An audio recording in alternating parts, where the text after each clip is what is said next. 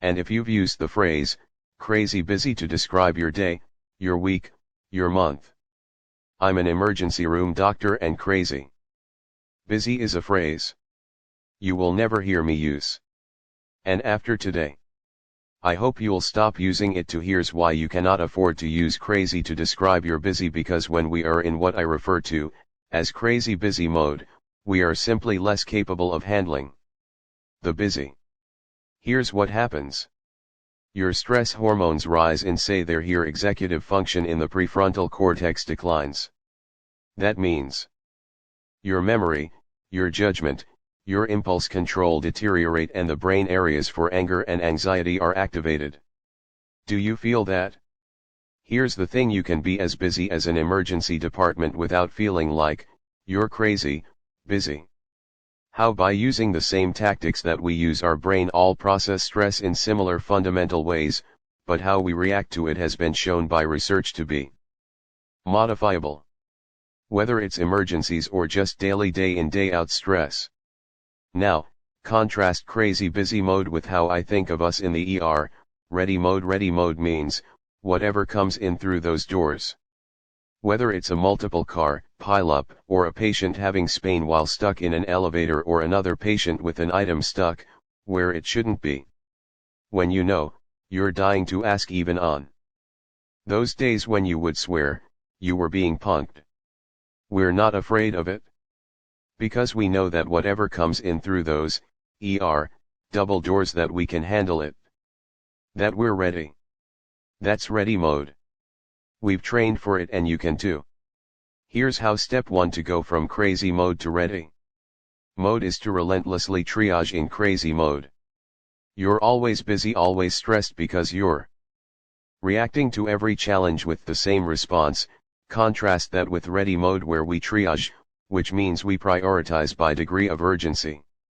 This isn't just a nice way to get your to-do list done. Work by Dr. supposed to be shows that individuals who cannot differentiate threat from non-threat and react to everything with the same response, have double the level of stress hormones, which is why this is the first skill to learn. We triage red immediately life-threatening, yellow serious, but not immediately life-threatening green minor. And we focus our efforts first on the reds. Now here, this part of the I'm in crazy mode is that you are reacting to everything as if it is red. So start by triaging correctly. Know your reds. They're what is most important and where you can most to move the needle. Now, it's easy to be confused by noise. But what is noisiest is not always what is most red. In fact, my severe asthmatic patient is most at risk when quiet. But my patient over here demanding that I bring her flavored coffee creamer. She's noisy, but she's not red. I'll give you an example from my own life. Last spring my house flooded. My 1-year-old was in the ER. I was supposed to do a fundraiser for my 4-year-old school, and the final chapter of my book was beyond late. Maybe not. Ironically, that was the chapter on stress. My red tasks. My 1-year-old better and finishing my book. That was it. Remember, relentlessly triage the house flood repair. Well, once we had stopped and stabilized the damage, it was no longer a red. It felt red, but it was in fact just noise. No, your reds, and do not let your non-reds distract you from them. By the way, it is liberating with a green task to once in a while be able to remind yourself.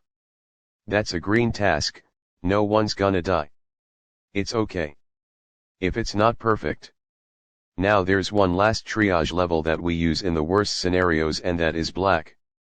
Those patients for whom there's nothing we can do, where we must move on. And although it is gut-wrenching, I mention it because you each have your own equivalent black tasks in your life. These are items that you must take off your list. I think many of you know what I'm talking about. For me, this was the fundraiser I had to step down, because as we in the ER know, if you try to do everything you have no hope of saving your reds. Step 2 to go from crazy mode and To ready mode is to expect and design for crazy half of handling. Crazy is how you prepare for it. So step 1, we triage. Step 2. We design to make those tasks easier to do. Science shows us that the more options we have, then the longer reach decision takes, and the more decisions we have to make, the more exhausted our brain gets, and the less it is capable of making good decisions. Which is why this STEM 2 is about finding ways to reduce your daily decisions. Here are 4 easy examples you can use in your daily lifestyle plan. Plan your entire week's meals on the weekend, so that when it's Wednesday at 6 p.m. and everyone's hangry and requesting pizza, you have no decisions to make to get a healthy meal on the table. Automate. Never leave anything to remember that you could automate. Whether it's scheduling it as recurring or saved list or recurrent purchases. Co-locate. When it comes to exercise, store all the equipment that you need for a certain activity together, charged and ready, so you don't spend energy looking for it, and decrease temptations for anyone driven by sugar cravings. Anyone say, I go ahead. Itself is its own form of crazy mode and self-medication for crazy mode, but stopped working your willpower. Design differently.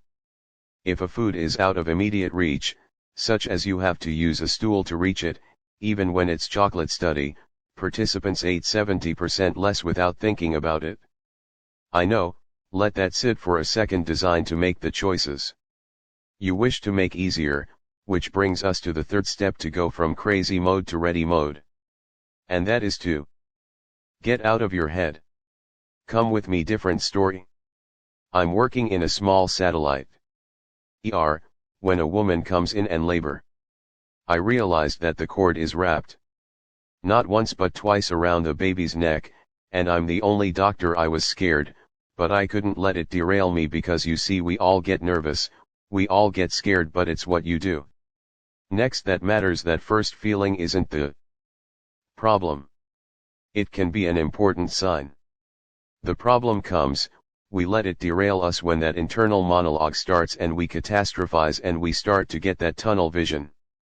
That's how you think when you're in crazy mode. You cannot solve anything that way. How do I get out of my own head? There are many tactics that you may hear. But for me, I find it best in the moment to actively put my focus on someone else, to deliberately make myself see the person in front of me. See myself in the arena with them.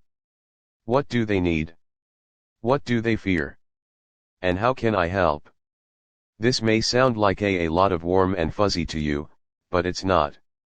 In fact, research shows that when you prime your brain with what is essentially compassion, we disrupt that tunnel vision and internal monologue, you widen your perception.